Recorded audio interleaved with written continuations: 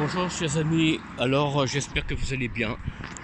Donc n'oubliez pas, je le rappelle chaque fois autant que possible, n'oubliez pas de vous abonner, de mettre un pouce bleu, ça m'aide à augmenter ça aide les algorithmes de YouTube à pouvoir augmenter, on va dire, le montant de ma chaîne, enfin le montant, pas financier, mais le montant des pouces. Mettez un pouce bleu, activez la clochette pour pouvoir recevoir les vidéos.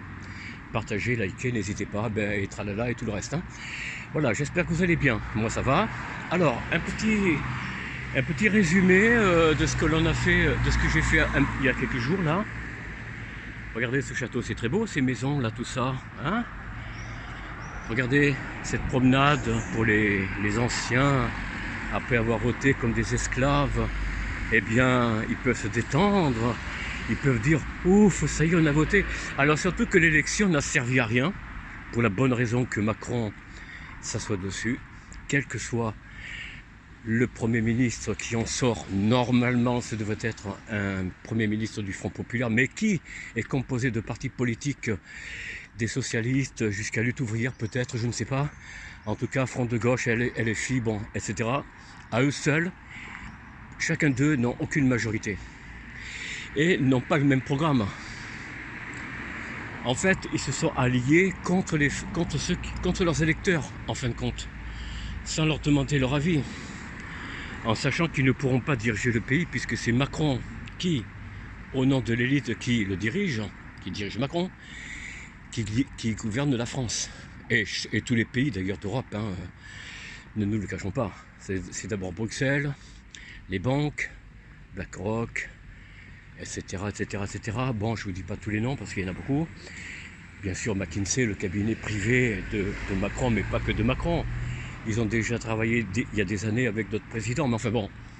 Mais c'était caché. Macron, lui, l'a révélé. Il ne l'a pas caché. Macron ne cache pas ce qu'il fait. Vous voyez ? C'est pour ça que, dans son délire, Macron sait ce qu'il fait. Il le sait. Il est placé là pour détricoter la France. Rien de plus. Il n'est pas là pour diriger le pays. Puisque le pays n'est plus un État, c'est une société, une entreprise. Par conséquent, il ne faut rien attendre, que ce soit d'un côté ou de l'autre, rien ne sortira de bon. Et d'ailleurs, la France, depuis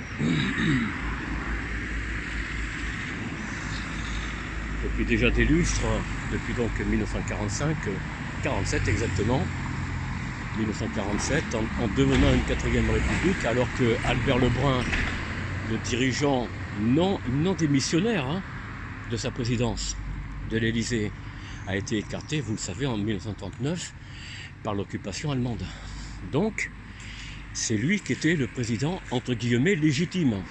Mais Versailles a décidé autrement. Ils ont décidé que c'était plus Albert Lebrun qu'ils allaient rappeler, alors qu'il n'était pas encore. Il était avec toutes ses capacités pour pouvoir diriger le pays. 3e République, donc Parti Socialiste, SFIO, si vous voulez. Et donc, c'était lui qui aurait dû normalement être rappelé pour diriger le pays. Bon, il est mort en 1956, c'est vrai. Mais jusque-là, il pouvait encore diriger le pays, non ? Pompidou, lui, jusqu'à sa mort, enfin ses derniers instants, il a dirigé la France jusqu'en 1974. Bon, voilà. Mais ça, c'est une autre histoire, pour ce qui est de Pompidou. Donc, depuis 1947, la France n'est plus un État. C'est une entreprise. Et ça, je vous l'ai dit plusieurs fois.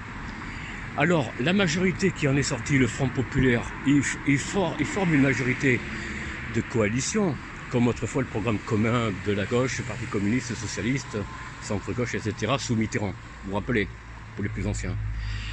Donc, aucune majorité. Et aucun programme ne sortira des uns ou des autres, parce qu'ils ne vont pas être d'accord entre eux. D'ailleurs, ça commence déjà. Ça a commencé déjà même le soir des élections, le soir même, où déjà ils s'acharnaient pour savoir qui allait être le Premier ministre, qui allait tenir tel portefeuille, de ministre, de secrétaire, etc. Secrétaire d'État, bien sûr. Alors, aucun d'eux ne dirigera la France. Et ça, c'est ce que Macron veut. D'ailleurs, le vrai vainqueur, c'est Macron. C'est personne d'autre, c'est Macron. Ne soyez pas surpris de ce que je vous dis, hein, c'est la vérité. Emmanuel Macron est le grand vainqueur. Donc, à quoi s'attendre dans les prochains jours, les prochaines semaines? Eh bien, Macron ne se presse pas de nommer un Premier ministre. D'abord, il y a actuellement, je crois, ou pour quelques jours, ce qu'aucun journal, aucune presse n'a révélé, le sommet de l'OTAN. Si, ils en parlent un peu maintenant, mais bon, parce que des bruits sur les réseaux sociaux ont couru déjà, que se tenait le sommet de l'OTAN, où là, Macron prend ses ordres. Il prend ses consignes qu'on lui donne de faire. On lui dit, Macron, Manu, voilà ce que tu dois dire aux Français, voilà ce que tu dois faire. Et il obéit parce qu'il ne dirige pas la France. Mais non, il ne dirige pas la France. La France est dirigée d'en haut, de l'extérieur de notre pays. Donc, la France est dirigée d'en haut et donc par des entités étrangères qui n'ont aucune envie que la France soit dirigée, ne nous le cachons pas. Alors voilà, qu'est-ce que j'ai à vous dire là-dessus? Eh bien simplement, chers amis, il n'y a aucune majorité. Le seul parti majoritaire à lui seul, avec la coalition LR de Ciotti, bon je ne sais pas comment on dit, Ciotti, qui lui seul a fait alliance avec le Rassemblement National. Mais si on fait la coalition de toutes les droites, c'est-à-dire Zemmour, bon Zemmour lui, Marion Maréchal, n'en parlons pas, elle trahit un coup les uns, un coup les autres, enfin bon, ça c'est dans la famille Le Pen, bon ça on n'en parle pas.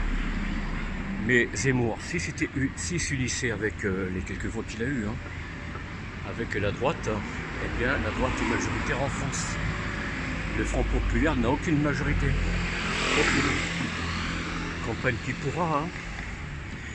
Donc chers amis, ne vous y trompez pas. Oula,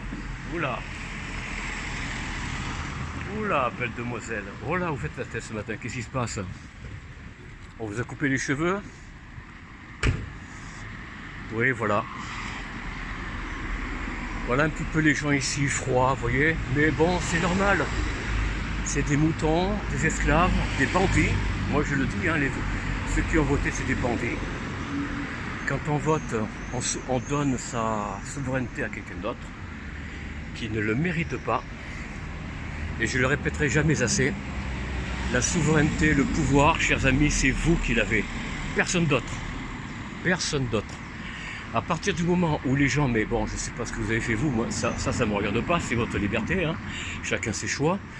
Mais à partir du moment où on va voter, on remet sa liberté, sa sécurité à quelqu'un d'autre. Or, si les gens ne sont pas capables de se défendre, de faire des choix, de décider par eux-mêmes, eh bien, ce sont des esclaves et des bandits. Mais oui, des gangsters.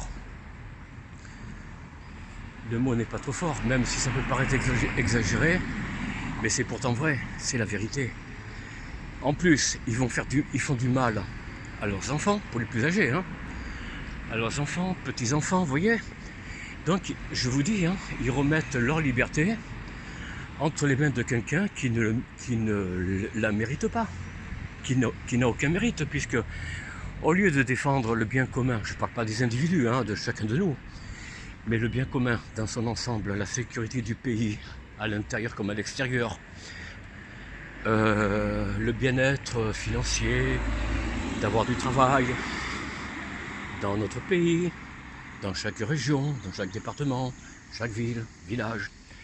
Eh bien, si personne n'est capable de défendre ça, personne ne le fera à votre place. Il n'y a que vous, chers amis, qui m'écoutez, il n'y a que vous qui pouvez savoir qu'est-ce que vous pouvez donner à quelqu'un en remettant à quelqu'un, entre les mains de quelqu'un, votre sécurité, votre liberté. Vous n'êtes plus libre. Ça, faut le savoir. La liberté de chacun, elle appartient à chacun, justement. Alors vous allez me traiter d'anarchiste? Ouais, peut-être. Bon, royaliste aussi, peut-être. Pourquoi? Parce qu'en fait, pour gouverner, il faut un homme ou une femme même. Pourquoi pas? Pourquoi pas? On a eu des reines qui ont dirigé la France. Un court instant, mais ils l'ont dirigé. Seul dans la durabilité, un gouvernement digne de ce nom peut faire des lois, peut faire des projets. Mais pas un gouvernement de 5 ans, de 7 ans, même de 10 ans. Qu'est-ce que c'est que 10 ans? Quand vous regardez, vous les anciens qui m'écoutez, le temps a passé vite, hein, vous ne croyez pas? Depuis votre enfance jusqu'à maintenant. Je ne sais pas quel âge vous avez, 50, 60, 70 ou plus. Hein. 10 ans, ça passe vite, non? Donc c'est pas assez pour diriger un pays. Pour diriger un pays, il faut la durée. Et la durée, ça François Mitterrand l'avait bien rappelé, je me souviens. C'est un homme qui avait un peu de sagesse. Bon, c'était un gros dépensier, c'est vrai. Il a pillé les caisses de l'État. Certes. Mais c'était un homme lucide, un homme intelligent. Il a remis, en fait, en faisant ces monuments qu'il a fait, la pyramide du Louvre, l'horloge de Cergy-Pontoise, à la gare de Cergy, le carré et le cube qu'il a fait à la Défense, sont des symboles odiniques de la religion d'Odin, c'est-à-dire des ancêtres de notre pays, de la France, et même de l'Europe, hein, même de l'Europe occidentale du moins. Pourquoi? Parce que la première civilisation qui a forgé la Gaule, c'était les Atlants. Les Atlants, c'était les habitants d'une ancienne civilisation qu'une certaine religion a tâché de vouloir étouffer à tout prix. D'ailleurs, vous pouvez chercher, hein, Atlantide, tout ça, vous trouvez rien. Ni dans vos recherches Google, et encore moins dans l'histoire de votre pays. Voyez. Voilà, chers amis, quelle est la situation aujourd'hui. Alors, qui c'est qui va diriger la France? D'ailleurs, moi, je vous fais un pari que d'ici un an, Macron va redissoudre l'Assemblée nationale, parce qu'il lui faut un an quand même, il ne faut pas exagérer quand même. Bon, je sais bien qu'il s'assoit sur les lois, la Constitution, mais quand même, ce serait trop voyant s'il dissolvait l'Assemblée là maintenant, dans les 2 mois, 3 mois. Non, il va attendre un an peut-être, et on va recommencer. Donc, chers amis, pour ceux qui ont voté, vous n'avez voté pour rien.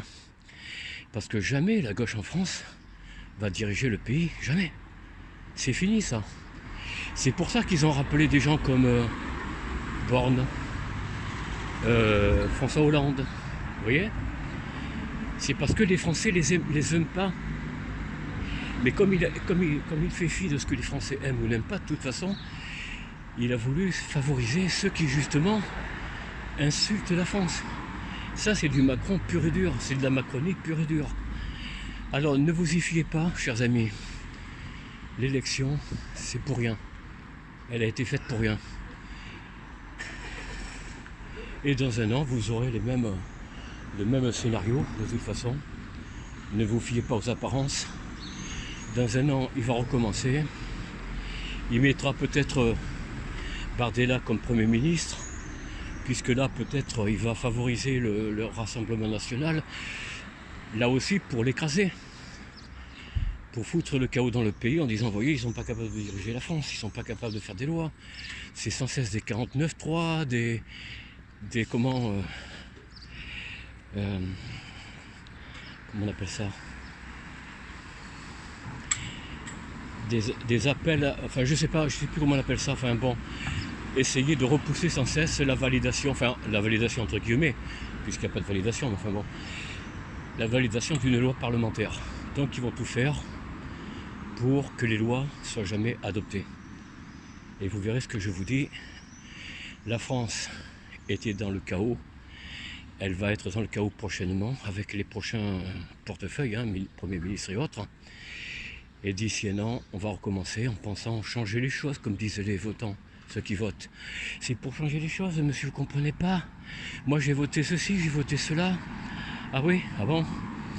Mais personne n'a regardé comment les élections se sont faites. Est-ce qu'il n'y a pas eu triche? Ben si, il y a eu triche, bien sûr que si. Puisque tous ces votes par procuration, ces votes, comment dire, oui, ces votes par procuration ou électronique ne sont pas enregistrés, ou une bonne partie ne sont pas enregistrés aux préfectures concernées. Et c'est là quand je vous ai montré le discours, un petit peu avant les élections d'ailleurs, d'un député qui a interpellé Darmanin à ce sujet, en l'accusant d'avoir fait passer une loi entre guillemets, tout à fait illégalement bien sûr, hein, en disant oui, vous n'enregistrez pas à la préfecture, donc à toutes les préfectures, hein, le résultat des votes ou certains résultats de vote électroniques ou par procuration. Surtout électronique, hein, ce qu'on appelle Dominion, enfin bon, je sais pas comment en France les machines s'appellent, j'en sais rien. Mais enfin c'est des Dominion à l'américaine, hein, on va dire. C'est quelque chose comme ça. Et c'est comme ça que la fraude s'organise. D'ailleurs, la fraude, autrefois je vous l'ai dit, elle s'organisait en bourrant les urnes. Bon, mais ça, c'était les partis de gauche qui en étaient capables, hein, surtout les communistes. Aujourd'hui, il n'y a plus besoin de ça, de bourrer les urnes, hein. Il suffit de prendre les urnes, de les amener dans une pièce noire, et puis on laisse une équipe bien payée à trafiquer les bulletins, à déchirer certains, et puis à mettre à la place d'autres bulletins du candidat qu'on veut favoriser. Et c'est comme ça que ça marche. C'est pourquoi je vous dis, si, comme disait Coluche, hein, si voter servait à quelque chose, mais il y a longtemps que ce serait interdit. Alors, chers amis, ne vous y trompez pas. Allez voter si vous voulez la prochaine fois. Bon, il y aura des élections 2026 pour les municipales de chacune de vos villes. Hein. Faites ce que vous voulez, tout le monde est libre, tout le monde peut donner sa souveraineté. Moi, ma foi, je n'ai pas à dire grand-chose. Pour ma part, ça fait longtemps que je ne vote plus. Je vous le cache pas. Hein. Je vous donne ma préférence. Après, chacun fait ce qu'il veut. Hein. Voilà. Mais après, que chacun... Parce que le votant, qu'il soit français ou italien ou autre, hein, il se plaint tout le temps. Mais il va quand même recommencer. Il va quand même aller aux urnes. Il se plaint de résultats trafiqués. Il sait bien que... Bon, il ne sait pas comment c'est trafiqué, mais il sait que c'est trafiqué, truqué, illégal, plus ou moins. Mais la fois suivante, il va se déplacer encore pour voter. Vous voyez? C'est un peu ça les gens qui votent. Les gens qui votent, ils n'ont pas de souveraineté personnelle. Ils remettent tout entre les mains de quelqu'un qui les représente mal ou pas du tout. Là, j'arrête ma critique. Simplement, chers amis, faites la part des choses. Voyez vous-même ce qu'il y a à faire. Vous êtes des gens libres. Le pouvoir vous appartient parce que le pouvoir, c'est le peuple qui le possède, normalement. Mais le pouvoir, ça fait longtemps que le peuple l'a remis entre les mains de canailles. De canailles qui n'ont rien à faire de leurs besoins. Besoins familiales, des allocations, ou je sais pas quoi, hein, ou des APL, ou d'un travail bien rémunéré, etc. Bon, ça c'est le travail d'un gouvernement, juste d'équilibrer un peu la balance entre entre le travail, la fourniture et le produit, enfin les bénéfices qu'on peut en tirer par le travail. Autrefois, une dame disait, très âgée d'ailleurs, j'ai vu ça sur internet, autrefois on vivait avec presque rien. Et bien aujourd'hui, avec presque rien, vous êtes sous les ponts. Déjà, même avec la moyenne d'un salaire, vous n'êtes pas logé. Parce que vous n'avez pas le montant requis pour un logement privé. Alors là, je parle dans le privé. Mais dans le social, bon là, c'est discutable aussi. Hein. Il y a des prioritaires, des préférences. Alors, je ne vais pas dire lesquelles, hein, c'est à vous de voir. Hein. À vous de voir ce que je veux dire. Hein. Donc, chers amis, c'est toujours nous qui l'avons dans la tête. Dans la tête. Voilà. Quand les gens arrêteront de recevoir des patates en pleine figure, quand ils arrêteront de se comporter comme le syndrome de Stockholm, c'est-à-dire d'aimer ses bourreaux, quand les gens arrêteront de servir des bourreaux, alors la vraie liberté pourra s'exprimer, pourra vraiment prospérer. Là-dessus, chers amis, je vous laisse. On arrive au parc des Fleurs de Vitré. Je ne vais pas rentrer avec l'appareil. Vous connaissez déjà ce parc, ce beau parc. Je vous souhaite à tous et à toutes une bonne journée. Soyez heureux et heureuses. Portez-vous bien, aimez vos proches, vos amis, votre famille. Et vivez heureux comme vous le faisiez chaque jour, hein, autant que possible. Allez, je vous dis à très bientôt. Au revoir.